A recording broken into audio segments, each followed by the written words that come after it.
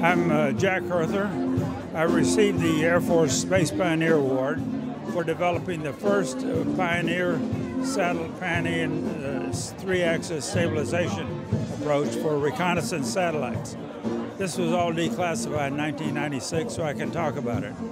Afterwards, I founded a company, and me and my team pioneered automatic radar, fully automatic radar, where you not only see the blips of other objects on the surface of the water near you, you see a plotted vector for each of up to 40 within about a 12-mile radius of your own ship. This was developed primarily for collision avoidance. We actually, over a 13-year period, sold for about $75,000 each, 550 ships with this collision avoidance system. We also used the satellite navigation developed by the Navy called Transit, which had a satellite come overhead about once every 100 minutes and give a very precise fix.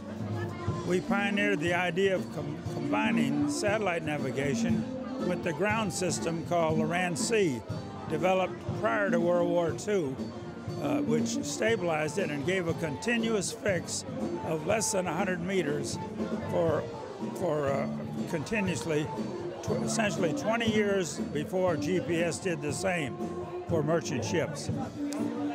My new idea is to take this technology, which I've preserved by buying one of the very last units, have it stored in my garage, test equipment, development equipment, to actually develop a chip version of this.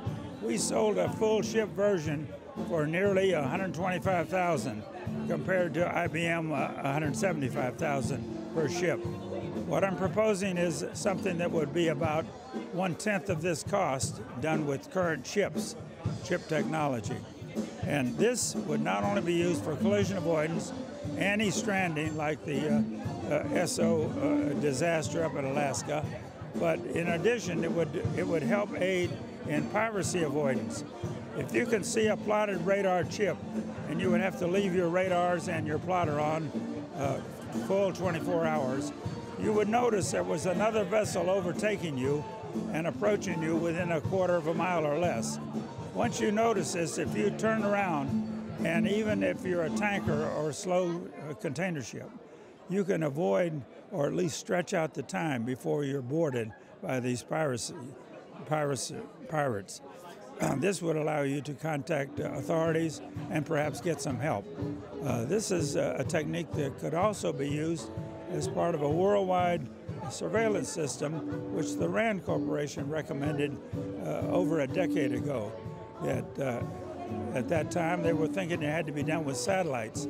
My proposal is to have every merchant ship that is equipped with my kind of equipment that's fully automatic and hands-off, feed into a radio telephone system like Iridium to a central place. This already exists in the Persian Gulf and in the tankers in Saudi Arabia. This would give you a worldwide tracking system of all vessels around the world, and would be a very useful defense mechanism against piracy, anti-immigration boundary monitoring, and so forth. It's an idea worth doing now.